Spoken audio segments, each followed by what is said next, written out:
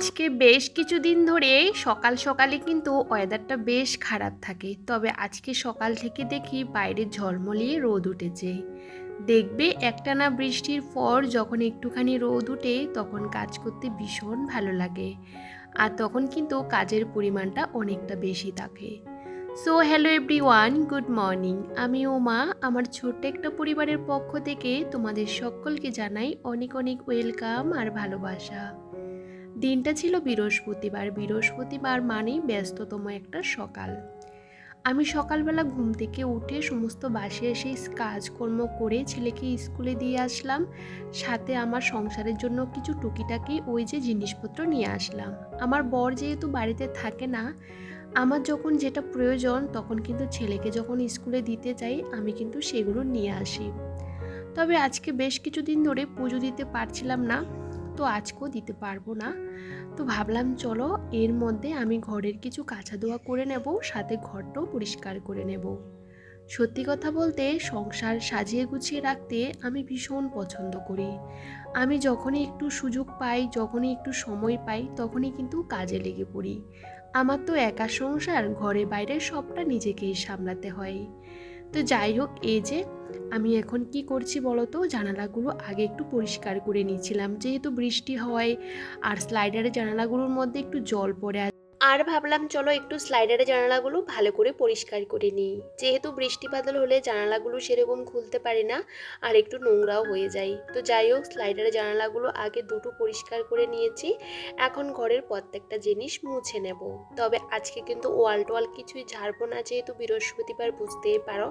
এমনিতেও কিন্তু আমার ঘরের ওয়ালগুলো পরিষ্কার থাকে, সাথে কোনো মাকড়সার ঝুল হয় না। তো এভাবে কিন্তু আমি কিন্তু সবটা গুছিয়ে রাখি। আমার হাতে যখন একটু সময় থাকে, আর আমি সবসময় সংসারের কাজগুলো একটু বুদ্ধি খাটিয়ে করার চেষ্টা করি। সকালে অনেক কাজকর্ম সেরে নিয়েছি, বাইরের কাজগুলো সেরে তারপরে ওই যে ছেলেকে স্কুলে দিয়ে আসা, সকালের ব্রেকফাস্ট সবটা করে নিয়েছি। আর আজকে যে রান্না বান্না করব সবটা কেটে কুটে পরিষ্কার করে গুছিয়ে রেখেছি। যেহেতু উনানে রান্না করব, তো একটু বেলার দিকে রান্না বান্নাগুলো করব। আগে ঘরটা ভালো করে পরিষ্কার করে নিই। বেশ কিছুদিন হয়ে গেছে বৃষ্টির কারণে ঘরটা সেরকম পরিষ্কার করতে পারছিলাম না। ঘরের জিনিসগুলোর উপরে বেশ ধুলো পড়েছে, তো ভাবলাম চলো এখন টুকটুক করে ঘরের প্রত্যেকটা জায়গা ভালো করে গুছিয়ে নেব। সকাল থেকে কিন্তু বেশ ভালো রোদ্দুর, আর রোদ্দুর উঠলে বুঝতেই পারো কাজের পরিমাণটা একটু বেশি থাকে, কারণ বৃষ্টির পর একটু রোদ্দুর উঠলে বেশ ভালো লাগে। চারপাশটা না এত ভিজে ভিজে আর স্যাঁতস্যাঁতে হয়ে আছে, একদমই ভালো লাগছিল না। যাই হোক, এক এক করে ঘরের প্রত্যেকটা ফার্নিচার ভালো করে পরিষ্কার করে নিয়েছিলাম। ঘরের ভিতরে তো শুধু জিনিস রাখলে হবে না, সেই জিনিসগুলোকে পরিষ্কার করে গুছিয়ে রাখারও দরকার। আজকে কিছুটা দিন হয়ে গেছে বিছানার চাদরগুলো চেঞ্জ করতে পারছিলাম না, তো ভাবলাম আজকে চেঞ্জ করে দিই। জানো তো, বিছানা চাদর আমি দুদিন পর পরই চেঞ্জ করি, কারণ একটানা অনেকটা দিন পাতা থাকলে না ভালো লাগে না। দেখবে চাদরটা পুরনো হলেও কিন্তু যখন কেচে ধুয়ে পরিষ্কার করা চাদর আবার পাতবে, তখন এমনিতেও কিন্তু পজিটিভ একটা কাজ করে। আমার তো বেশ ভালো লাগে। আর আমি সবসময় চেষ্টা করি বিছানার মধ্যে অনেক রকমের বিছানা চাদর পাততে, তবে সবসময় তো নিত্য নতুন চাদর পাততে পারি না। আমার সে ঘুরিয়ে ফিরিয়ে পুরনো চাদরগুলোই পাতি। তবে এখন যেহেতু গরমকাল, আর এই গরমের মধ্যে কটনের চাদরগুলো বেশ ভালো লাগে। যেভাবে বিছানার মধ্যে পাতা থাকে সেম ওইভাবেই থাকে। তো বিছানাটা খুব সুন্দর করে এই যে গুছিয়ে নিচ্ছিলাম। আর আমার একটু বিছানা গোছাতে একটু সময় লাগে। সমস্ত কিছু টেনে হিঁচড়ে নিচে নামিয়ে সবটা ঝেড়ে পরিষ্কার করে আবার একটা বিছানা চাদর পেতে এই যে টান টান করে অনেকটা বার করে ঝাড় দিই, যাতে ধুলোবালি কিছুই না থাকে। আর ভেবেছিলাম সোফাটা একটু টেনে নিচে নামাবো আর কি, একটু পরিষ্কার করব। তবে আমার আজকে আর পক্ষে সম্ভব হলো না, ভীষণ ভারী। কিছুদিন হয়েছে এটা পরিষ্কার করেছি, সেরকম ধুলো টুলো কিছুই পড়েনি। পেছনের জায়গাটাও দেখলাম, দেখি কোনো ধুলো পড়েনি। তো ভাবলাম চলো আরও কিছুদিন পরে পরিষ্কার করব। তো যাই হোক, এই যে এখন সোফাটা ভালো করে মুছে নিয়েছি, এখন সোফাটা সুন্দর করে গুছিয়ে নিচ্ছিলাম। আমার না ঘরটাকে একটু অন্যরকমভাবে সাজাতে ইচ্ছে করে, তবে ইচ্ছে করলে তো উপায় নেই, আমার ঘরে না জায়গা নেই। যেটুকু জায়গা আছে সবটা জায়গার মধ্যে জিনিসে ভর্তি। আসলে কি বলতো, ঘর যত বড় হোক না কেন, ওটা কিন্তু দেখবে কোনো না কোনো জিনিস দিয়ে আমরা ঘরটা ভর্তি করে রাখি।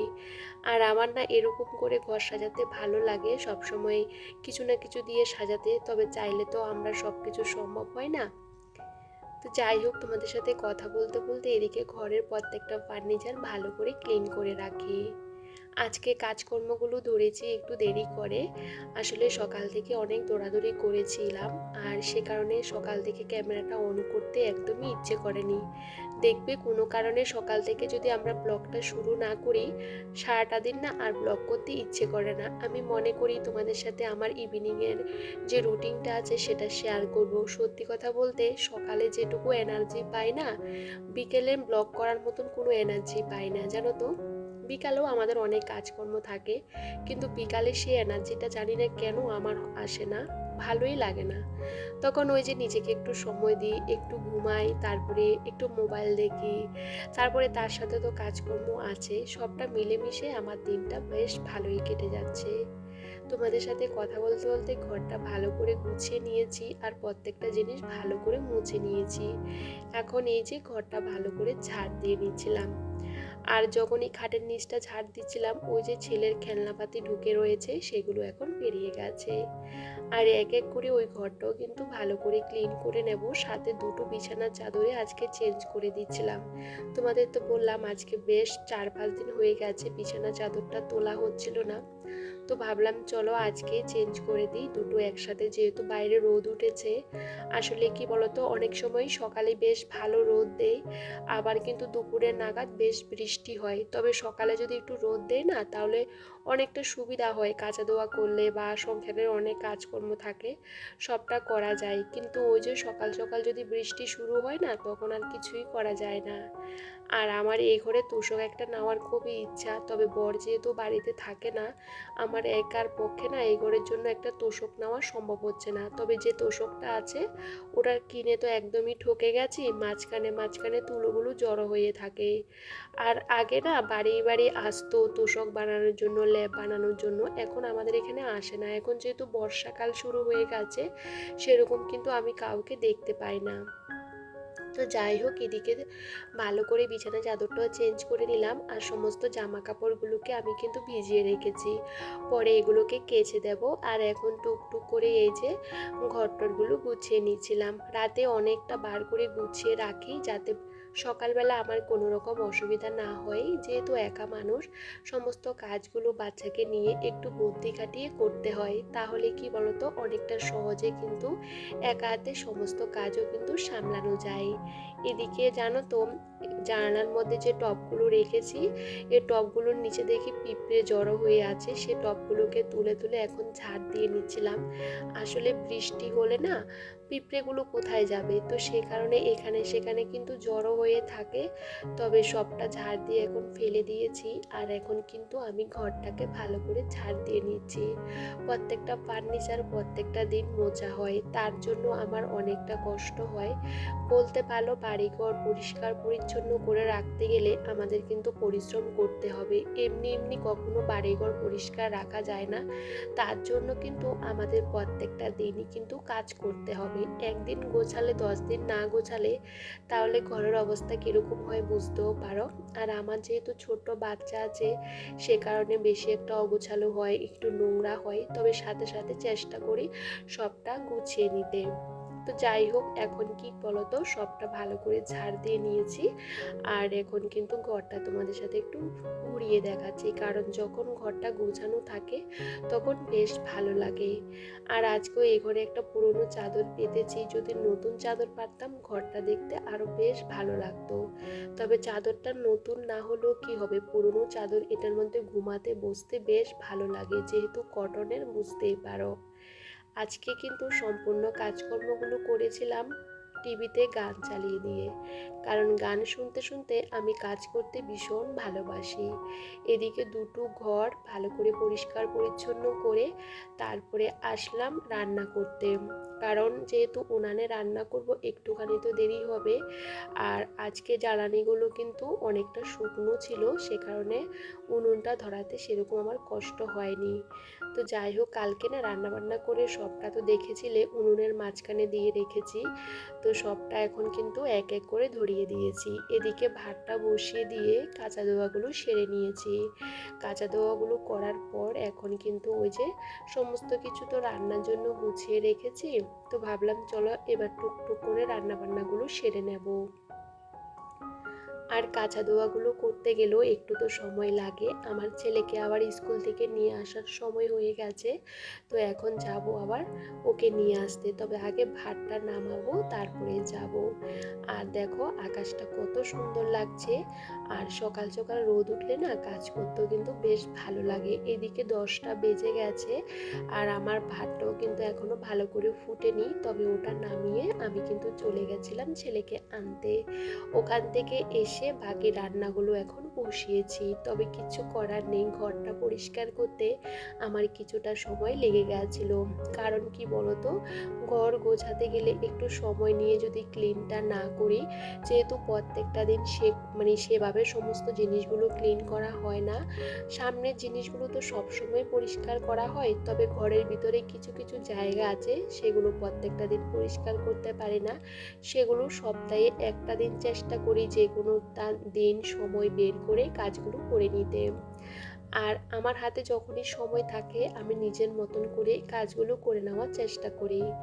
আর আজকে কিন্তু সেরকম রান্নাবান্না করিনি, যেহেতু কালকে রান্নাবান্না রয়ে গেছে। এদিকে ভেন্ডি আলু ভাজা করেছি আর একটা চাটনি করেছি। এদিকে ছেলের জন্য ডিমের একটু ঝোল করেছি, একটা ডিমই করেছি ছেলের জন্য, কারণ আজকে ওই যে মাছ দিয়ে যাবে। তো ভাবলাম ওকে রাতের বেলা মাছটা করে খাওয়াবো, এখন ডিমটা দিয়ে খাওয়াবো।